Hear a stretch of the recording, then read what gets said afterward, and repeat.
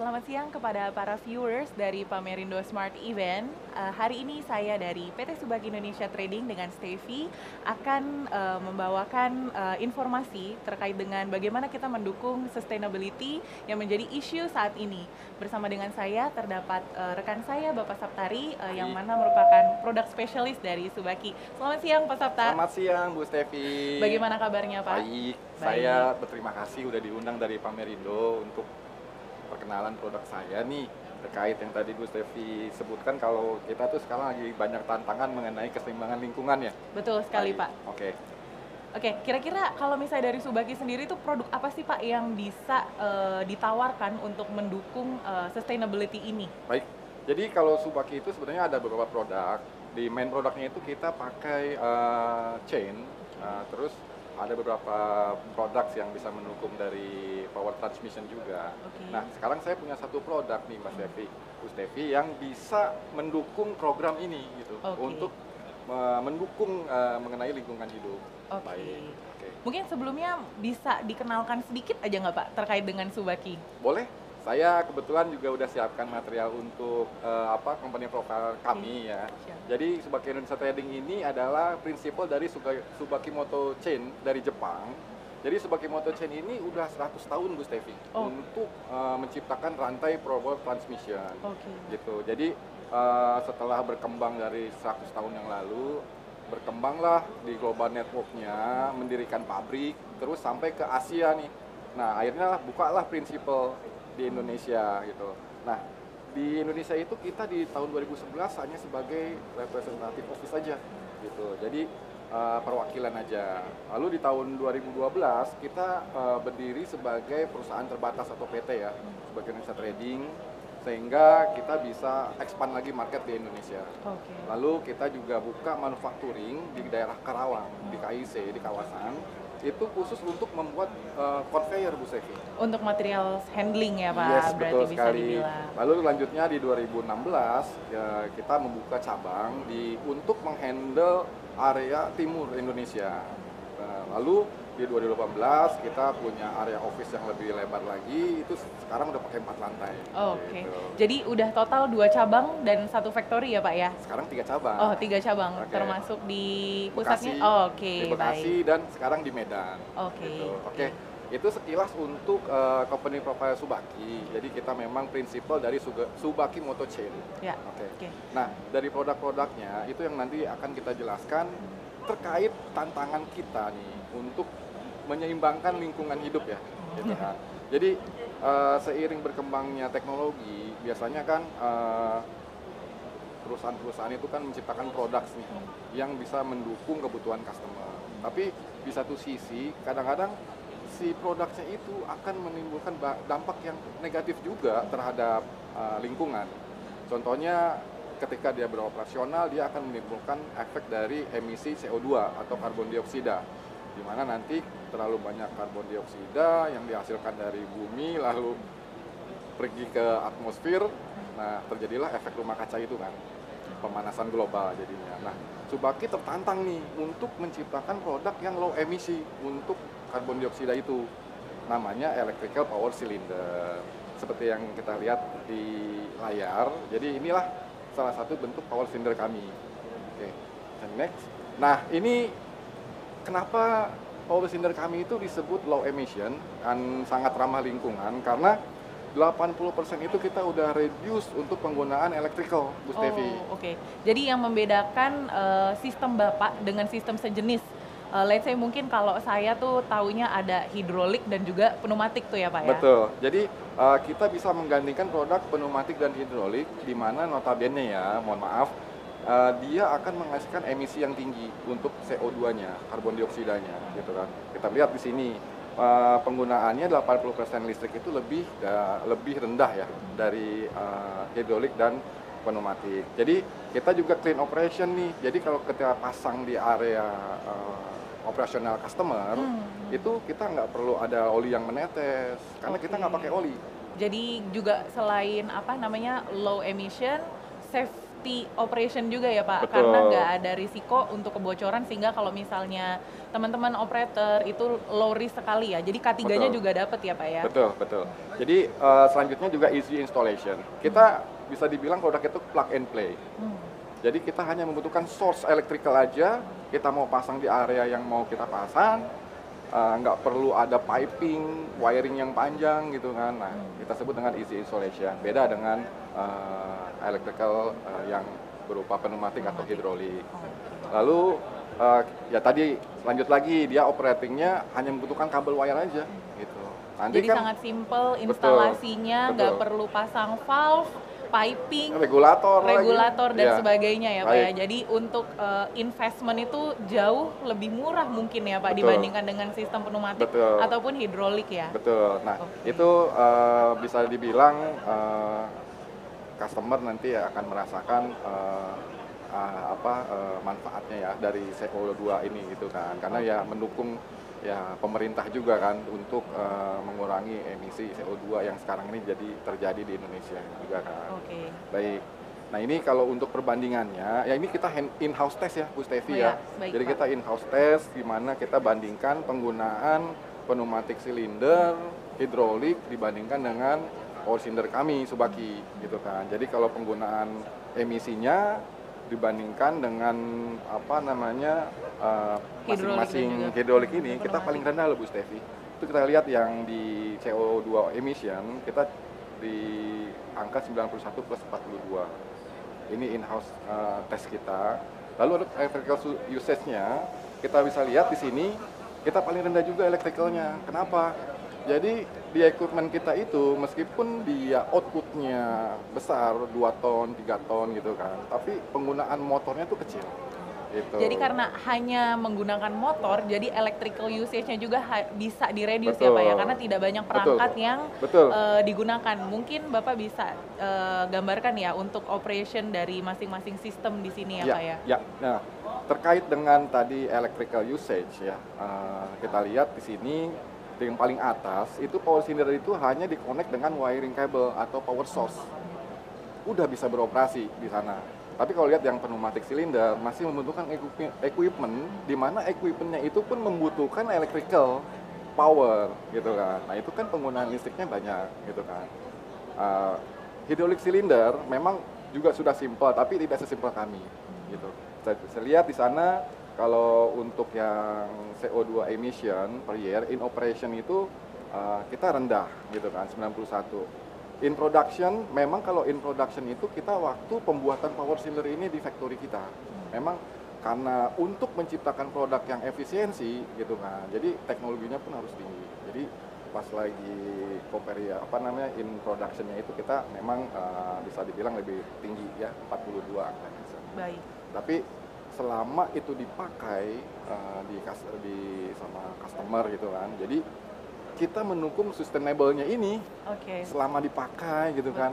Irit listrik, emisinya juga rendah gitu kan. Nah, itulah yang bisa saya tawarkan, bagaimana produk power cylinder Subaki ini bisa mendukung kelanjutan ekosistem juga gitu kan. Karena ya dampak dari pencemaran udara berarti ya CO2 ya. Oke. Gitu. Oke. Nah, ini contoh-contoh aplikasinya sendiri Pak, kalau misalnya untuk terutama di industri mining ya, itu kebanyakan tuh di apa sih Pak kalau boleh tahu Pak? Oke, ya karena berkaitan dengan Mining Expo ya, tentunya juga customer sini ataupun exhibitor sini kan pasti mining ya. Jadi kalau untuk di mining kita udah banyak customer kita yang pakai seperti di Bukit Asam, PT Bayan gitu. Terus di power plant juga, khususnya untuk di call handling.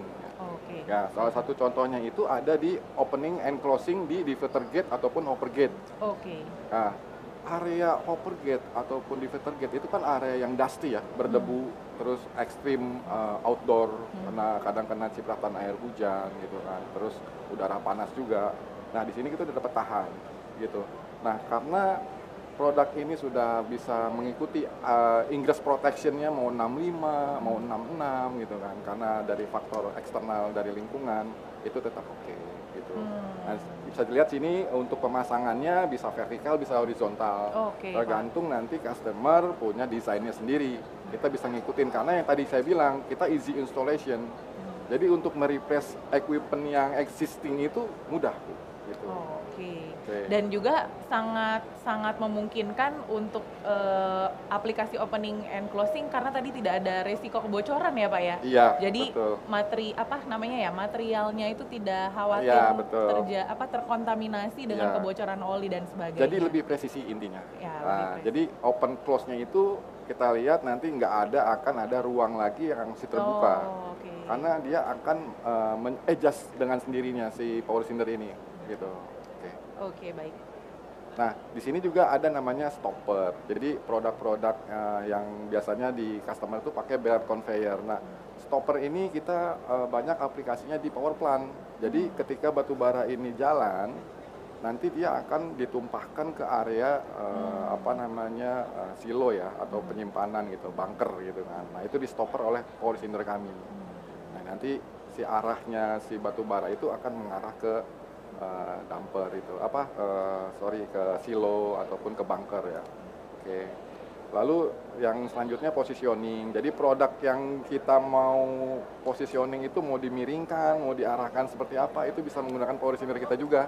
Karena Gitu. tadi Bapak bilang kan instalasinya itu cukup fleksibel ya, Iya, positioningnya ya, betul. vertikal, horizontal. Jadi Iya. dia memang aplikasinya sangat-sangat Betul. variatif ya Pak ya. Betul, Bu.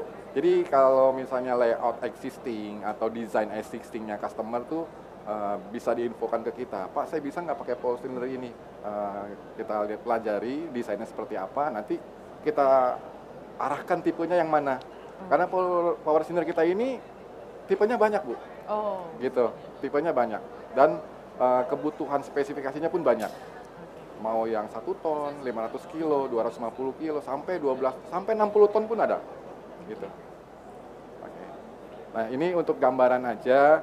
Jadi dalam satu unit power cylinder itu kita punya beberapa parts ya Bu Stevi ya. Jadi ada mountingnya itu nanti yang akan di-connect dengan equipmentnya customer ya. Lalu ada bellow, itu ada sebagai pelindung dari debu atau jadi bisa punya aksesoris untuk dia melindungi skrunya itu ya Pak ya. betul, Ya, itu rodnya itu akan terlindungi. Lalu external limit switch, nanti kita mau stop and go-nya mau di mana? Oh, Maksimum oke. minimum. Nah, itu bisa di-adjust dengan limit switch itu. Nah, 3-phase motor juga, terus IC motor mounting. Lalu bisa juga kita pakai internal position sensor. Jadi kalau misalnya areanya berdebu, panas, hujan, external limit switch ini bisa kita gantikan pakai internal. Jadi kalau ini kan hanya jalan linear ya, Oh, iya, maju linear. mundur. Tapi kalau yang pakai internal kita bisa pakai yang modelnya jarum jam. Tapi itu sangat safety karena di dalam si blok mesinnya itu gitu. Oke. Lalu ada rear mounting. Nah, balik lagi tadi easy installation. Mountingnya bisa di samping, bisa di belakang gitu. Jadi karena untuk meet kebutuhan betul. horizontal atau Betul vertikal gitu ya Pak ya. Ya, jadi seperti itu Bu Stevi kalau untuk dari mulai kita mendukung program pemerintah ya untuk kalau di lingkungan itu kan termasuk di Undang-Undang Nomor 32 tahun 2009 kalau nggak salah. Hafal ya. Itu Luar untuk biasa. mendukung Ya. kita kesejahteraan atau kelangsungan hidup lingkungan. Iya betul, itu menjadi salah satu poin concern dan memang kebetulan Pamerindo juga punya tema tahun ini tuh lebih ke sustainability ya. Betul. Jadi kita juga mau menyampaikan bahwa memang Subaki sebagai eksibitor juga memiliki produk yang mendukung sustainability juga. Oke, itu sekilas. Nah, saya juga mau pamer nih, gitu kan. Saya mau pamer. Jadi meskipun kami hanya sebagai trading, tapi kami sudah tersertifikasi di 14.000, di mana kita concern untuk lingkungan hidup ya. Jadi contohnya yang sudah implementasi dari kami itu ya penggunaan penggunaan kertas. Terus kita juga udah pilah-pilah sampah nih, gitu kan. Tadi sih mau pamerin fotonya nih. Ada tong sampah yang buat life cycle, ada yang ini botol plastik, itulah organik seperti itu. Ya, Pak. Nah, itu kita sudah certified itu di tahun lalu, di 2001. Jadi kita memang concern untuk mendukung program pemerintah ini gitu Bu Stevi gitu. Baik. Jadi nggak cuma produknya, tapi juga dalam practical life-nya Subaki sudah mendukung sustainability juga Harus ya Pak ya? Harus dong. Oke, kalau gitu. Mungkin kita masih ada waktu atau sudah selesai sesinya? Oh, 5 menit ya. Oke, kalau gitu mungkin saya akan coba berikan kira-kira FAQ kali ya Pak, frequent ask question. Nah, boleh. terkait dengan power cylinder produk ini nih Pak, kalau misalnya customer punya ketertarikan, apa aja sih yang mesti diinformasikan ke Subaki supaya Bapak tuh kira-kira udah bisa langsung offering, oh ini tipenya Pak gitu? Boleh. Jadi hanya 3 informasi penting yang dibutuhkan oleh kami untuk mengidentifikasi kebutuhannya customer. Jadi 1 itu adalah speednya. Speednya dia mau berapa nih customer? Saya butuh speednya ini Pak karena nggak terlalu cepat. Karena kita ada opsionalnya nanti speednya. Nah, sama itu trustnya. Trustnya itu ya tenaga yang dibutuhkan, gitu kan. Kita ada dari 250 kg sampai 60 ton kita punya, gitu kan. Lalu yang lain ada stroke. Stroke itu adalah jarak yang dibutuhkan. Dia mau berapa? 500 mm kah? 1000 mm kah? Nanti itu menyesuaikan. Gitu. Jadi karena tidak perlu ada instalasi pendukung kayak valve dan sebagainya, jadi nggak perlu pikirin sampai yang jelimet layout. Aduh, nanti ini harus ditaruh di sebelah mana, regulatornya sebelah mana gitu ya Pak ya. Kalau dari sisi maintenance sendiri Pak Sapta boleh kasih bocoran nggak? Maintenance sangat less maintenance. Yang tadi saya bilang, dia nggak pakai oli, dia pakainya grease. Di mana di screw itu adalah ada greasing. Itu bisa dilihat dengan simple. Kalau grease-nya sudah habis, tinggal dibuka aja di bagian tengah itu ada lubang untuk mengisi grease ya. Mungkin kita balik lagi ke konstruksi ini ya Pak ya. Ya, jadi untuk mengisi grease. Jadi si grease itu kan kalau mau dipakai itu kan dia akan kayak semacam ngilang ya, nguap gitu kan. Nggak akan netes gitu seperti oli bekas. Nah, itu nanti bisa diisi lagi. Seperti itu aja maintenance-nya seperti itu. Sangat simple. Gitu. Dan nanti mungkin Bapak dari Subaki akan ada informasi sekiranya nih life cycle atau lifespan dari power cylinder itu sejauh apa, tergantung dengan apa sih Pak faktor yang menentukan dia lifetime-nya, apakah operation time atau bagaimana Pak? Ya, kita ada batasan waktu penggunaan itu sebesar 20 km. Nah, ini contohnya saya ilustrasikan, misalnya power cylinder ini stroke-nya 500 mm gitu kan. 500 mm berarti ya sekitar 50 cm lah ya. Nah, nanti kalau misalnya dia jalan sekali untuk ekstrak itu 500 mm, lalu balik lagi itu kan ya bisa bilang 1 meter gitu kan. Nah, 1 meter itu untuk menjangkau 20 kilo itu berapa lama? Jadi gitu life cycle-nya. Jadi nanti diukur antara jarak dan juga operation time ya Pak ya. Di setiap site karena memang berbeda-beda. Jadi nggak bisa di state 1 tahun 2 tahun, tergantung dengan operation time di setiap site masing-masing seperti itu. Mungkin Bapak ada statement penutup dari session podcast kita kali ini. Kalau saya sih banyak terima kasih aja Ibu Stevi ya udah diundang ke sini. Jadi saya bisa perkenalkan produk Subaki yang bisa mendukung program pemerintah. Kami sangat bangga sekali ya, karena sekarang ini kan pemanasan global lagi lagi viral. Betul sekali. Jadi untuk nextnya saya ada materi lagi, nanti bisa lagi ya diundang lagi. Siap. Kita ada booth di Hall D2, booth 9217 sampai 9219. Hari ini Pak Sapta sampai dengan hari keempat sih sebenarnya masih akan ada. Jadi untuk para viewers yang mungkin sedang menyaksikan secara online bisa, kami masih akan ada 3 hari lagi ke depan untuk berkonsultasi lebih jauh tentang power cylinder kami, dan juga kebetulan kita display ya Pak ya untuk power cylinder. Ya, ada displaynya, actual display. Kalau begitu terima kasih banyak kami ucapkan, selamat siang.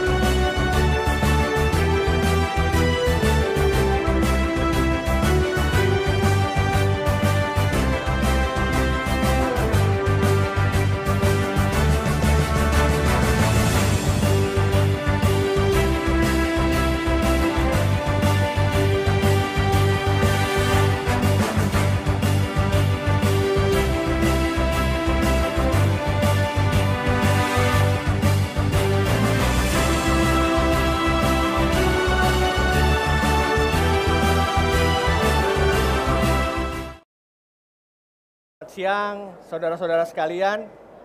Saya dengan Alex dari PT Equipindo Perkasa. Kami adalah dealer dari perusahaan alat berat merek Sakai. Saat ini saya bersama dengan Pak Giri dari pabrik Sakai ingin memperkenalkan produk. Silakan untuk memperkenalkan diri Pak Giri. Oke, terima kasih Pak Alex. Selamat siang semuanya. Kali ini kami dari Sakai Indonesia ingin memperkenalkan produk kami yang baru yaitu road stabilizer. Alat ini kebetulan mungkin teknologi stabilizer ya ini di Indonesia masih tergolong baru, tapi untuk di Jepang dan di negara-negara maju metode stabilizer ini sudah dilakukan banyak sekali dan bahkan menjadi pilihan yang paling banyak dilakukan oleh para kontraktor jalan untuk membangun jalan dengan baik gitu ya. Kebetulan alat ini sekarang sudah dibuat di Indonesia. Mulai tahun ini kita mulai buat alat ini supaya bisa melayani customer kami di Indonesia. Oke, Pak Alex, saya mungkin bisa mulai langsung ya. Ya, silakan tentang Pak. alat stabilizer ini. Baik, silakan. Sebelum kita memperkenalkan alat ini saya ingin sedikit memberikan kenapa sih alat ini dibutuhkan gitu. Nah, di sini ada sebenarnya untuk dalam pembuatan jalan apa sih yang dibutuhkan kontraktor atau pemakai jalan itu adalah membuat jalan yang punya lifetime yang panjang, Pak. Ya, gitu. Nah, untuk membuat lifetime yang panjang itu perlu biaya yang besar kan gitu ya. Nah, untuk menghindari biaya yang besar, akhirnya kita harus mendesain jalan itu supaya jalan ini bisa dipakai dalam waktu lama. Dan kalau kita ngomong apa sih long life pavement, nah long life pavement adalah jalan yang bisa dipakai lama walaupun ada perawatan hanya di bagian surface-nya aja. Perawatan, ya.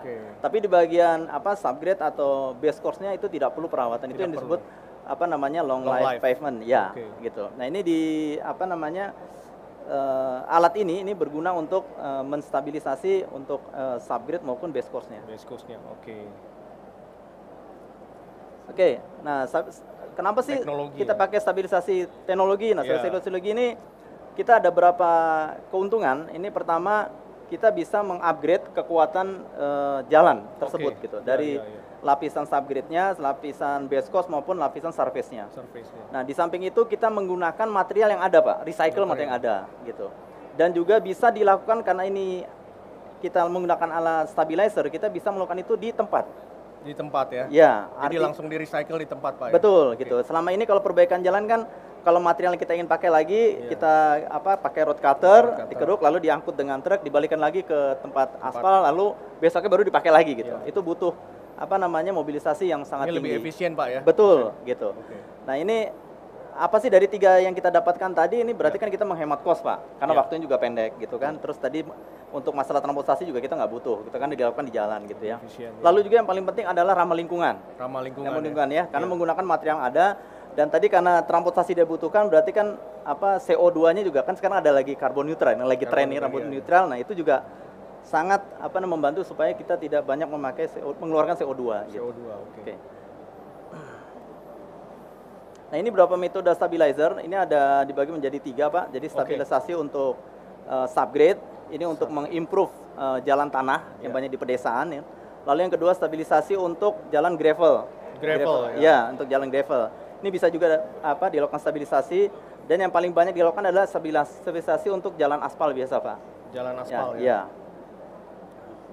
Oke, saya agak cepat dikit, Pak, karena waktunya baik, pendek, mohon maaf Pak ya. Ini beberapa foto aplikasi, Pak, stabilisasi yang kita lakukan ya. Ini ada di Asia Tenggara. Ini contohnya dari jalan tanah. Ini menjadi seperti ini, Pak. Di kanan sebelah kiri sebelah kanannya adalah sesudah dilakukan stabilisasi. Lalu di sebelah kirinya jalan aspal ya. Ini yang retak-retak seperti ini, Pak. Ini kita stabilisasi yang akhirnya bisa seperti ini, Pak. Gitu. Jadi ini udah dipastikan cocok ya, Pak, untuk di Asia ya, Pak? Betul. Desain alat kita ini memang didesain untuk jalan-jalan di Asia, Pak. Kalau di Eropa atau Amerika itu jalan besar. Semua. Kalau ini kita memang desain jalan yang supaya bisa manuver untuk jalan sempit di pedesaan, jalan mungkin kabupaten gitu ya. Benar, Pak. Ini bisa dipakai, Pak. Oke, nah ini salah satu kita pernah bandingkan, Pak. Gimana sih perbandingan biaya, ya, perbandingan ya. Bandingkan Iya. antara biaya kalau kita lakukan secara konstruksi manual atau dengan cara stabilisasi gitu. Oke, baik. Ya, ini Jadi gimana? di Jepang pernah dibandingkan Pak, itu kira-kira kita bisa menghemat 35 sampai 40% dari biaya. Dan waktu pengerjaan pun 40% lebih cepat dibanding kalau kita melakukan secara konvensional gitu ya. Wow. Nah, ini mekanismenya seperti ini Pak, Sobat Ya. Laser. Jadi di sini ada apa namanya, kita menggunakan power engine yang besar. Di sini ada namanya rotor Pak. Nah, Ya. ini ada rotor di sini. Nah, ini nanti Untuk kupas dia ya, Pak ya. betul. Di Ah. sini kita rotor itu muter ke depan, ke atas, lalu disemprotkan dengan emulsi Pak. Emulsi ya. ya. Semi aspal, ya. Oke. Sebelumnya memang ditebarkan dengan semen. Semen. Ya. Nah, ini mekanismenya seperti ini Pak. Nah, ini ada aspal emulsinya masuk. Kita ada punya ruang rotor hood. Dalam hood itu ada ruang Oke, motornya baik. Pak. Iya, iya. Nah, itu di situ lalu disemprotkan semacam emulsi aspal. Emulsi aspal.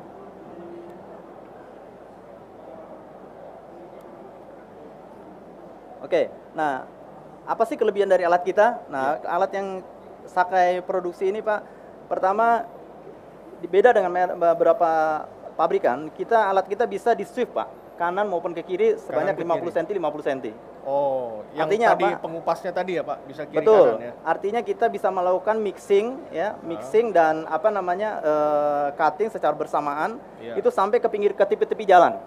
Wah, iya, iya, Nah, iya. dan juga ini sangat safety karena untuk jalan-jalan yang seperti mungkin dilihat di gambar ini ya, di foto ini, untuk jalan-jalan di pinggiran tebing ini Pak, ini kondisi unit ini lebih stabil Pak. Jadi unit nggak perlu terlalu mepet, tapi hanya rotornya aja yang kita shiftkan ke sebelah pinggiran jalan, tepi jalan. Jadi sampai ke pinggir Bisa, dia Pak. bisa dikupas Pak ya. Betul. jalannya. Selain itu juga bisa menghindari seperti kalau di kotaan itu ada manhole dan lain-lain, kita bisa itu supaya apa conical bitnya tidak rusak. Itu kita bisa menghindar dengan menggerakkan shiftnya. Oke. Nah ini, Ini- kita ada dua ini Pak, ada dua speed ya di rotary drumnya. Jadi tergantung dari kebutuhan. Mau seberapa cepat ya? Betul. Pasnya. Ini kan kira-kira dia sekitar 50 cm per menit. Per menit. Kecepatan ya? pada waktu dia 50 bekerja, cm per menit. ya Oke. gitu. Nah itu kita pengen butuh granulanya sekecil apa gitu, apa sebesar apa itu bisa Iya. ada dua tipe yang bisa Bisa dikondisikan Pak. dikondisikan, ya. Nah ini karena kita menggunakan ada apa namanya 4 wheel ya Pak ya, jadi kita masing-masing itu menggunakan pompa. 4-wheel drive ya Pak ya? Betul, Oke. motor dan pompa yang berbeda antara rear sama frontnya, Iya. jadi ini sangat efisien Pak. Oke maaf saya cepat. Ini satu lagi, ini deck ya tempat operator, ini bisa dilakukan dengan satu operator saja Pak. Dan satu Oh. operator ini dia bisa mengontrol hasil dari apa namanya Hasil kerjanya Pak ya? Ya hasil kerjanya itu bisa dengan ke sebelah kiri maupun ke sebelah kanan. Oke. Gitu. Satu operator cukup Pak? Bisa, ya satu operator bisa. Dan ini sangat safety karena kalau dua operator kadang-kadang koordinasinya kurang bagus, ini bahaya. Bahaya. Gitu Justru ya. Satu operator lebih aman Pak ya? Betul. Nah. Betul. Oke, satu lagi untuk kita ke tempat kerja yang berdekatan mungkin di bawah 30 km. Nah, alat ini kita tidak perlu trailer untuk mengangkutnya, Pak. Dia bisa Oh, jalan iya. sendiri. Jadi lebih hemat biaya gitu. Ini juga speednya bisa sampai 14 Perlu km ada per truk jam. lagi, dia udah roda sih ya Pak ya? Ya, Tinggal ini ya, tire. Itu kelebihan dari alat ini, Pak. Nah, ini tadi sudah saya sampaikan, ini untuk shift, ini untuk keselamatan juga, Pak. Oke. Banyak sekali keunggulannya. Ya, ini dan mesin ini sangat mudah perawatannya Pak, dan kita bisa operator atau mekanik bisa menjangkau tempat ruang rotor dengan mudah untuk maintenance conical bitnya atau mengganti holdernya Pak. Nah ini juga akses untuk ke ruang mesin ya, ke radiator atau ke tempat baterai pun mudah Pak. Oke, baik. Oke, ini terakhir nih karena waktunya agak ini Ya. pendek Pak. Ini sedikit video ya, Pak? ya, di Indonesia ini stabilisasi itu dikenal dengan stabilisasi semen maupun stabilisasi dari foam aspal ya. Materialnya, oke. Ya. Nah, Ya. kita ingin melakukan metode baru yaitu stabilisasi dengan aspal emulsi. Aspal emulsi. Ya. Oke, baik. Nah, ini tadi saya sudah sampaikan, ini beberapa Ya. tipe dari stabilisasi. Ya. Nah, yang kita ingin perkenalkan sebenarnya adalah yang emulsi aspal Emulsi Pak, ya. aspal. Ya. Nah ini foam aspal yang biasa yang baru dilakukan di Indonesia. Ini biasanya menggunakan aspal panas lalu dicampur dengan air dan udara dan menghasilkan busa aspal untuk aspal. mengikat agregatnya ya. Baik. Nah ini kelemahannya apa? Kali itu dia Hasilnya bersifat seperti ini yang panas. tadi ya, Pak ya? Ya ini hasil gini dan warnanya masih coklat Pak. Warnanya Jadi masih kita coklat. sulit untuk mengontrol bahwa ini setelah di mixing dengan baik gitu. Oh, oke. Kalau aspal emulsi ini langsung kita bisa lihat dari warnanya kan hitam, kita bisa tahu mana yang sudah tercampur, mana yang belum. Oke. Oke, ini alasan kita kenapa kita lebih prefer untuk menggunakan aspal emulsi. Pertama masalah safety. Itu karena aspal emulsi itu sifatnya dingin, tidak panas. Tidak Jadi panas. ini ya untuk Berbahaya, operator, Untuk operator operator, ya. lebih safety, Pak ya. Oke. Kedua, trouble-nya lebih sedikit, Pak. Karena untuk yang foam aspal itu biasanya dia bermasalah di nozzle. Oke. Kalau ini karena ini bersifat dingin, ini viskositasnya juga rendah, dia lebih mudah bercampur dengan agregat dan trouble di nozzle hanya sedikit. Trouble-nya sedikit, Pak Ya, yang ketiga emulsinya seandainya kita di tengah project kita berhenti, Ya. bisa disimpan dengan mudah, Pak, untuk besoknya dipakai lagi Besok gitu. bisa dipakai lagi besok, Ya, Pak. nggak perlu kita kirim lagi ke tempat pencampuran aspal. Oke, baik. Oke, ini perbandingan antara semen Perbandingan, aja dengan sama eksplosi. Ini bahwa ini sekali ini sifatnya rapuh, Pak. Kalau hanya dicampur dengan semen, makanya kita tambahkan emulsi aspal supaya ada fleksibilitas gitu. Oh, Jadi lebih iya. fleksi dibanding kalau ini akan set rigid kalau hanya semen aja, Pak. Oke. Nah, ini data yang diambil masalah rasio retak ya, cracking ratio. Ini di Jepang. Ini membuktikan bahwa semen yang dicampur dengan emulsi aspal itu tingkat rasio crackingnya hanya di bawah 4%. 4%. Nah, ini contoh waktu gempa di Jepang nih, Pak. Oh, ini mana yang waktu kita stabilisasi hanya dengan semen di bagian belakang, ini timbul retakan karena base cost-nya agak rapuh. Tapi di bagian depan karena ini ada campuran emulsi aspal, ini lebih bersifat fleksibel, jadi lebih tahan, Pak, ya, dengan lebih tahan getaran gempa, gempa. ya. Betul. Nah, ini juga salah satu contoh, Pak, yang menggunakan semen and aspal emulsi. Yang sebelah kiri di pinggir ini yang dia hanya menggunakan semen. Iya. Dia lebih lebih rapuh ya. Iya. Oke, ini Mungkin ada seperti kayak videonya, Pak. oke, Pak. Iya. Ini nanti terakhir saya akan Cara jalankan video kerjanya ya. seperti apa? Bentar, Pak ya. Ini Ya. nah ini kita banyak dilakukan di Jepang tuh sudah mulai yang tadi foam aspal udah mau ditinggalkan, sekarang mereka selalu menggunakan semen dan aspal emulsi. Semen, ya. Ya. Nah, ini keuntungannya tadi sudah disampaikan, Pak. Iya. Ada saving time, lower biayanya lebih murah, maintenance-nya mudah, terus lebih ramah lingkungan, durability jalan menjadi panjang gitu ya. Iya. Oke, terima kasih. Nah, ini Ya. video coba ini saya akan ada ini dulu ya, Pak.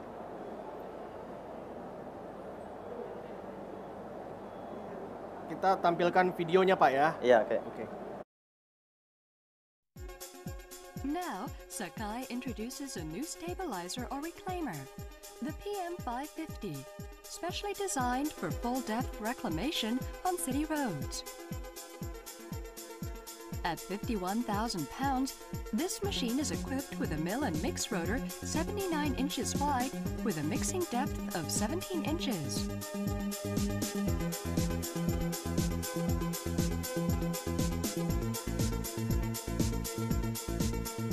Do you know how to repair these cracked and potholed HMA pavements at low cost?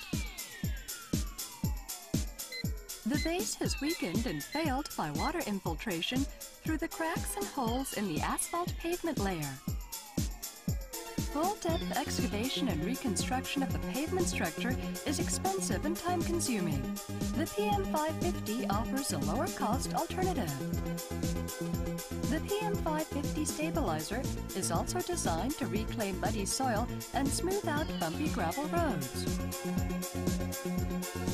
Even on low-volume roads, demand for better roadway access from residential, agricultural, and industrial areas to trunk highways is very high. Sakai's PM series provides the best solution for road agencies suffering from small budgets and for maintaining soil and gravel roads. Full-depth reclamation for FDR using the PM550 is more economical than many other pavement preservation techniques because it can save cost and reduce construction time by up to 40% of the cost and time required to do a conventional mill and fill type of preservation. The PM550 adds and mixes emulsion, Portland cement, lime, or other stabilizing additives to the reclaimed base and subbase and eliminates the need to haul materials on and off offsite and, in many cases, reduces the permitting required for importing aggregates. It's also more environmentally friendly because it reduces CO2 emissions to about 1/2 of the emissions generated by a mill and fill job by eliminating the need to haul reclaimed material to the asphalt plant and back out to the road.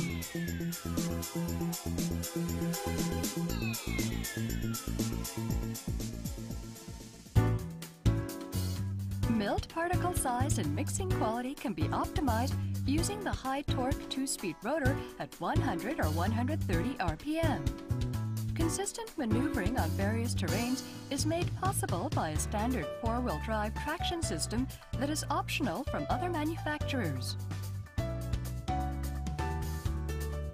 An emulsion auto spray system is available to accurately adjust the spray application rate to match any changes in speed or spray width. A rotor side shift mechanism on both sides provides accurate rotor position. This side shift feature is unique to the Sakai PM550, allowing mill and mix jobs tight to adjacent structures.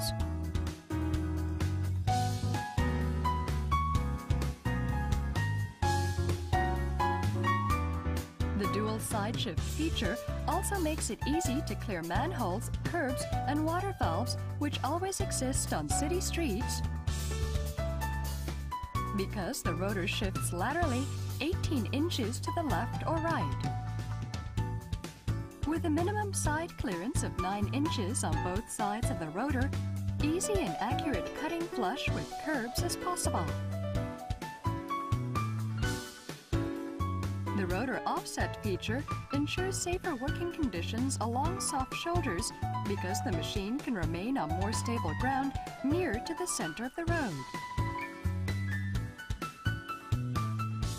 The PM550's fast self-propelled travel speed saves time and money by eliminating the use of a truck and trailer for travel distances up to 13 miles.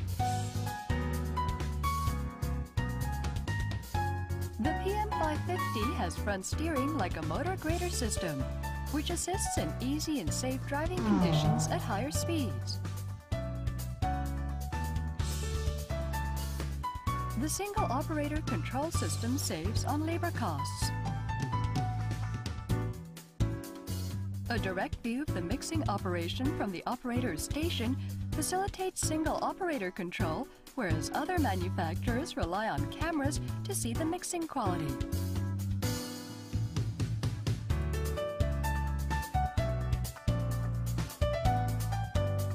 Good rear visibility from the operator's station improves safety.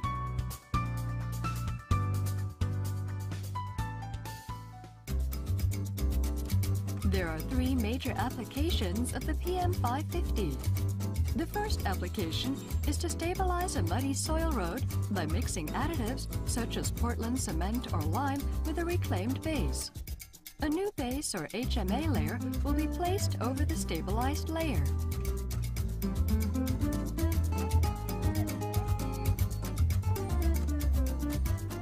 The second application is to stabilize a part of existing gravel layer by mixing with additives such as Portland cement or lime and placing a new HMA layer over the stabilized layer. The third application is full-depth reclamation by milling the old HMA pavement while simultaneously mixing with reclaimed base materials. Then, a new HMA layer is placed over the stabilized layer.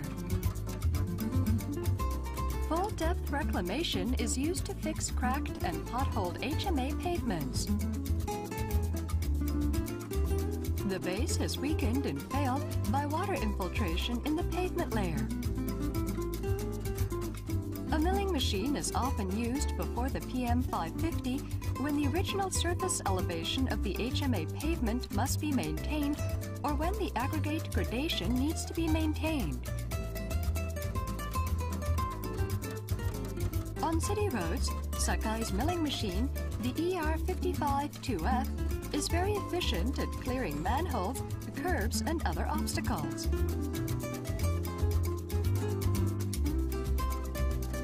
spread the Portland cement required by the mix design over the road surface before milling and mixing the Portland cement into the reclaimed base and subbase. Connect the hose between an emulsion truck and the PM550. Begin the milling and mixing operation. Compaction begins immediately behind the PM550 operation. Use vibratory rollers for reclaimed thickness greater than 8 inches. Level the surface using a motor grader and then finish compaction using a pneumatic tire roller followed by a steel drum roller.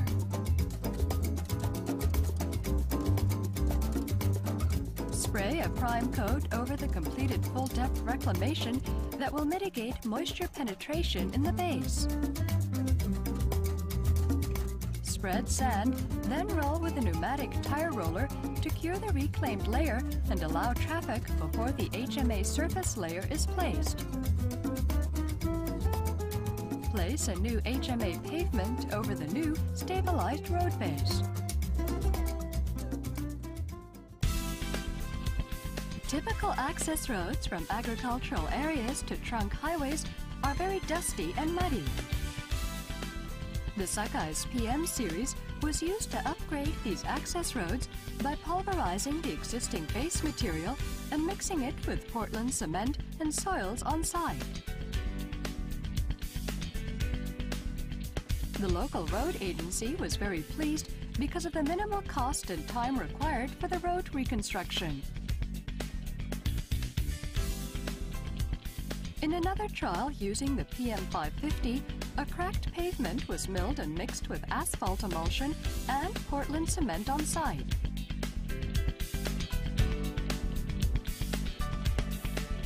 It was shown that full-depth reclamation by the PM550 is a cost-effective pavement preservation technique for low-volume roads. The PM550 was again used to upgrade bumpy gravel roads by milling and mixing gravels with asphalt emulsion and Portland cement. The local farmers are very happy because their agricultural products can get to market quickly and safely without delay when the crop is ready, saving the farmers time and money.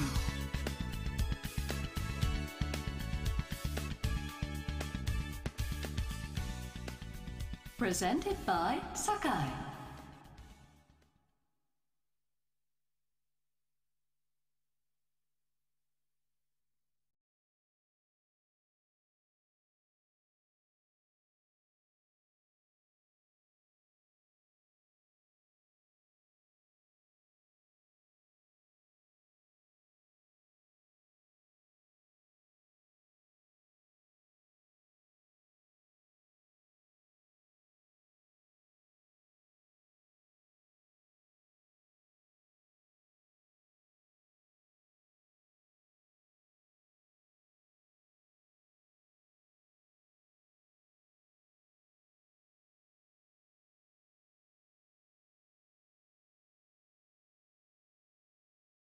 Yang paling penting, Pak. Yang paling penting ini sudah buatan anak bangsa sekarang, mulai tahun ini. Ya, jadi ya.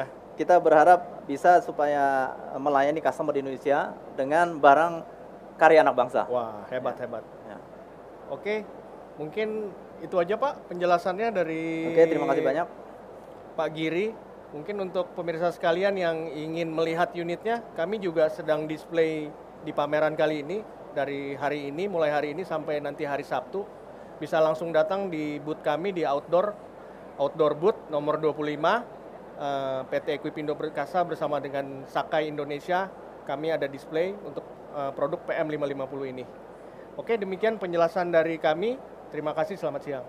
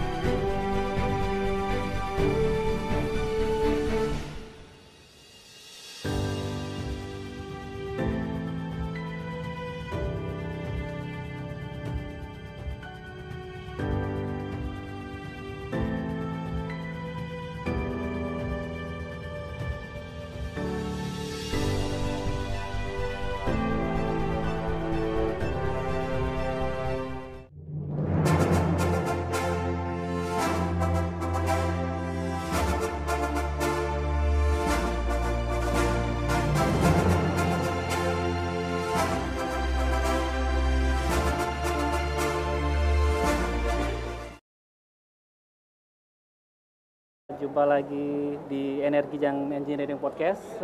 Saat ini saya dengan Bapak Insinyur Lasman Doni dari PT Master Builder Solutions Indonesia yang akan menyampaikan materi mengenai rekayasa permeabilitas tanah dan upaya untuk peningkatan daya dukung tanah.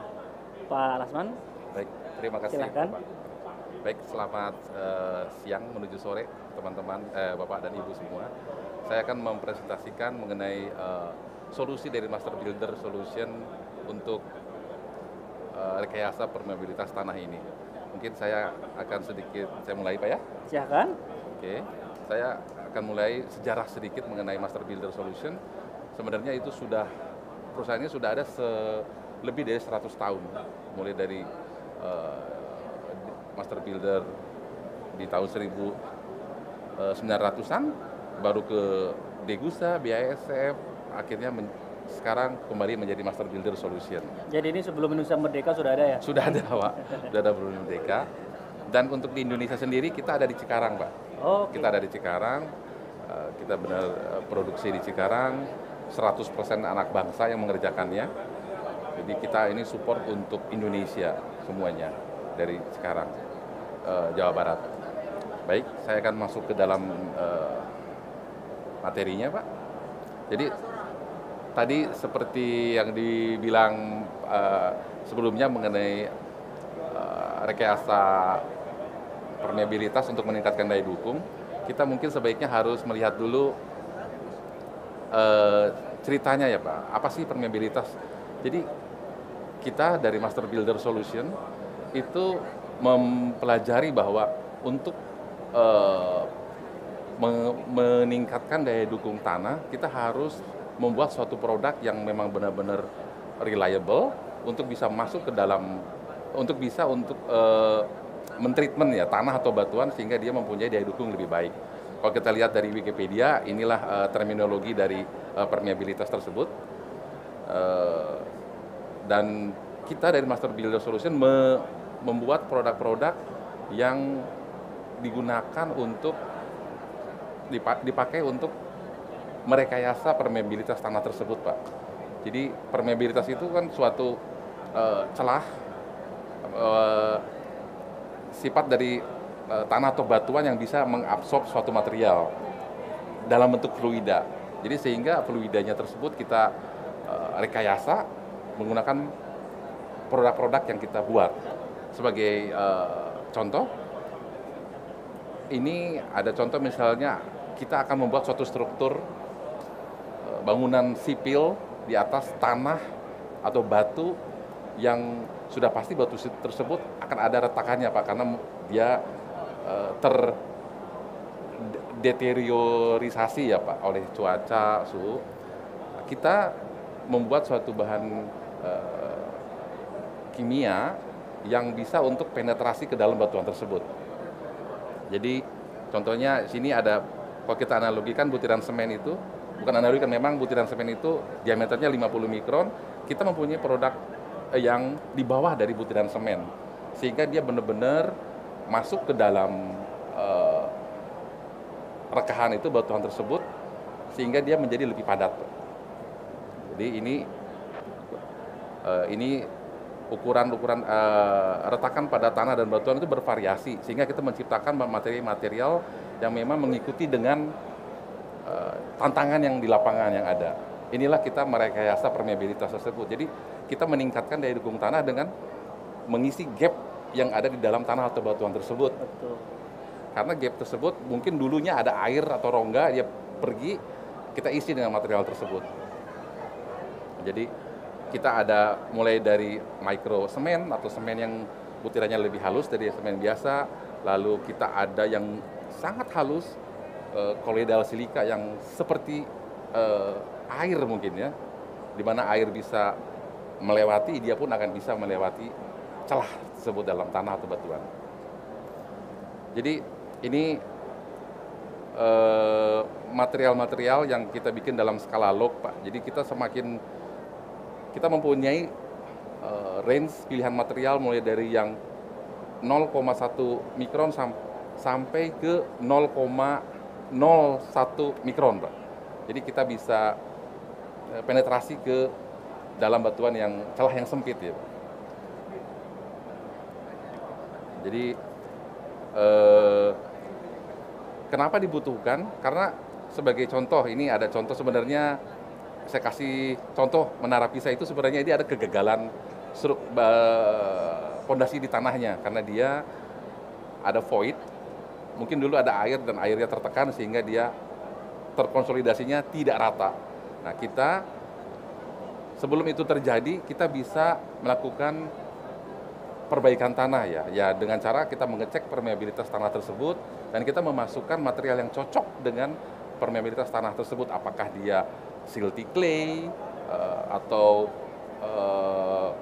fracture rock yang benar-benar kecil. Kita uji di laboratorium berapa sampai ukuran berapa dia bisa lolos materialnya, Pak. Sehingga pemilihan material itu sangat penting untuk kita dapat memasukkan material tersebut ke dalam retakan batuan atau tanah. Jadi di sini contoh infrastruktur bangunan-bangunan yang vital ya, kalau tidak diperhatikan pondasinya, batuannya akan mengakibatkan kejadian yang fatal. Di sini ada contohnya ada LNG storage atau fuel gasoline storage. Dia kalau ada kegagalan di tanahnya, dia akan bisa terjadi collapse dan bisa mengakibatkan kejadian fatal. Sehingga sebelum ada kejadian tersebut, kita bisa memitigasi. Sudah kejadian pun kita bisa mitigasi. Jadi kita akan melihat ini mau kita apakan. Memang dalam pelaksanaannya kita harus bekerja sama dengan semua stakeholder dari konsultan, owner, praktisi yang melakukannya. Intinya adalah kita mempunyai solusi untuk material tersebut, Pak.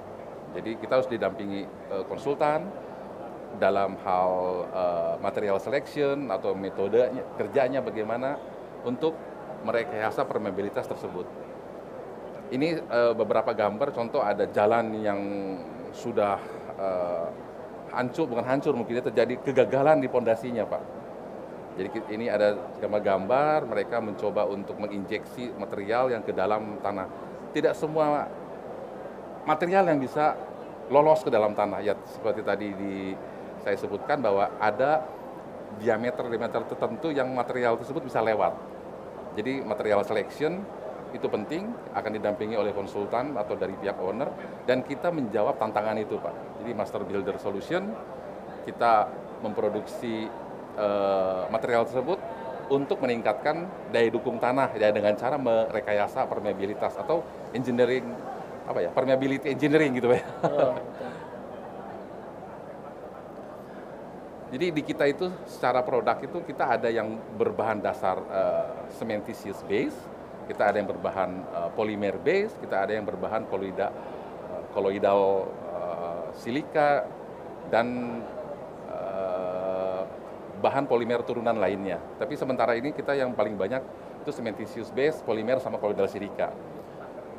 Salah satu contoh juga ini yang gambar ini mengenai kita yang polimer base, Pak.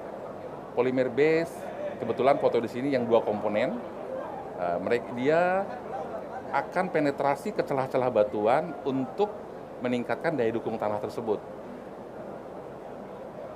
Pun demikian, setelah dia meningkatkan daya dukung tanah, sebenarnya dia itu kalau memang ada masalah air, ini contoh di MRT Jakarta, ketika dia ada air pun dia akan terdorong, Pak. Selain dia meningkatkan permeabilitas, meningkatkan daya dukung, air itu seperti dijauhkan karena dia didesak oleh material kita tadi. Sehingga tunnel ini, terowongan yang MRT ini dia seperti ada selubungnya ya, Pak, ada tirainya dan dia lebih menjadi bersifat waterproofing malah. Padahal dia yang kita inginkan meningkatkan daya dukung, tapi kita mendapat nilai tambah lagi memberikan semacam selubung waterproofing. Tirai untuk airnya itu tadi. Betul, Pak. Jadi air tanahnya itu dia mau masuk mungkin dia masuk tapi sempit, susah sekali gitu. Mungkin berapa tahun kemudian baru bisa masuk air gitu. Jadi ini salah satu contoh meningkatkan daya dukung tanah di terowongan, Pak. Jadi kita pun membantu teman-teman kita di dunia tambang bawah tanah. Mereka banyak sekali tantangan di dalam bawah tanah, Pak. Karena begitu banyak tantangan di dalam tanah, seperti ada seismic movement, mungkin gerakan karena aktivitas peledakan, ataupun dari bumi sendiri ya, mungkin ada gempa atau apa. Pergerakan itu membuat tanah itu bergerak dan itu bisa membahayakan di bawah struktur si terowongan. Makanya kita bisa meningkatkan daya dukungnya dengan cara ya permeability-nya kita rekayasa gitu loh. Salah satunya ini, salah satu tambang di Indonesia di Halmahera, kita berhasil, ini suatu success story yang bagus. Kita bisa memperbaiki keadaan tanah tersebut dengan cepat sehingga kita in cycle time-nya bagus, tidak downtime dari teman-teman di tambang itu tidak terlalu lama, karena produktivitas mereka cepat ya, ditambang 24 jam. Dan intinya adalah keselamatannya. Jadi teman-teman di tambang akan mempunyai keyakinan safe ya, karena tanahnya itu sudah firm, sudah kita stabilkan, Mbak. Jadi ini aplikasi untuk rekayasa permeabilitas di dalam tanah, tambang bawah tanah. Ini gambaran setelah apa yang kita treatment, setelah itu teman-teman di tambang dia meledakkan batuan tersebut dan kita bisa melihat di sini jejak dari material yang kita suntik, Pak. Bisa kita telusuri, dia masuk ke dalam celah-celah batuan tersebut. Makanya yang kita sebut sebagai rekayasa permeabilitas. Mungkin dia permeable awalnya, tapi kita bikin semi impermeable atau apa. Sehingga di satu sisi dia meningkatkan daya dukung tanah tersebut. Jadi demikian, Pak. Jadi itulah solusi dari Master Builder Solution untuk meningkatkan daya dukung tanah dengan cara merekayasa permeabilitas tanah tersebut. Jadi ini ceritanya bisa untuk berbagai macam industri, Pak ya? Betul, Pak. Yang sebenarnya kalau boleh tanyakan tuh industri apa aja sih sebenarnya yang cocok untuk produk-produk ini? Jadi industrinya itu sebenarnya adalah konstruksi ya, konstruksi baik di atas tanah maupun di bawah tanah. Yang di atas tanah itu contohnya industri tadi, gambar tadi, jalan raya yang mengalami penurunan, collapse, atau tangki-tangki besar, bandara sekalipun ya, runway, infrastruktur yang di atas permukaan bisa kita rekayasa permeabilitas, kita tingkatkan daya dukung tanahnya. Bendungan, Pak, bendungan-bendungan yang mengalami masalah dengan penurunan yang tidak rata ya. Nah, pun demikian dengan di industri bawah tanah, di mana industri tambang bawah tanah itu tantangannya itu setiap hari ada hal yang baru. Kita siap untuk membantu dengan solusi yang kita punyai, Pak. Berarti dengan sejalan dengan dari pemerintah bahwa kita sekarang menggenjot untuk infrastruktur, prospek untuk pengerjaan industri ini juga pasti sangat-sangat bagus, Pak ya? Ya, Pak. Karena kita adalah di Cikarang 100% yang mengerjakan orang Indonesia, dan kita pun sangat mendukung untuk program pemerintah. Karena pemerintah menggenjot pembangunan infrastruktur, di mana di situ ada sesuatu hal yang memang ketat ya, Pak, jadwal yang memang padat. Dan dengan adanya solusi dari kita bisa membantu masalah-masalah yang dihadapi oleh teman-teman di sektor infrastruktur pemerintah. Contohnya ketika mereka harus membuat bendungan atau jalan dengan cepat, tapi mereka punya masalah dengan tanah. Mungkin ada solusi, tapi butuh waktu yang lama. Mereka butuh waktu yang cepat, kita siap dengan solusi yang kita punyai, Pak. Baik. Gitu, Pak. Menarik sekali. Oke, apabila ada rekan-rekan yang lainnya ingin mengetahui lebih lanjut, apakah Master Builder Solution bisa dikunjungi di mana, Pak? Baik, kalau teman-teman ada yang mau ditanyakan, bisa ada kontak person saya di situ, ada email sama telepon. Dan kalau kita ada di booth Mining Expo ini, kita ada di booth D2 nomor 909. Jadi silakan datang teman-teman, saya akan mendemokan hands on bagaimana reaksi dari kimia tersebut, karena ini sangat menarik sebenarnya, Pak. Kalau dilihat itu reaksinya itu menarik karena akan memberikan gambaran yang lebih luas ya, gambaran yang baru. Apa sih ini kimia untuk merekayasa permeabilitas tanah ini. Menarik ini sebenarnya, Pak. Baik, terima kasih Pak Lasman. Baik. Oke, itulah bicara kita dengan Bapak Insinyur Lasman Doni dari Master Builder Solution Indonesia dalam Energi dan Engineering Podcast. Terima Baik. kasih. Baik, terima kasih. Terima kasih, Pak. Salaman dulu.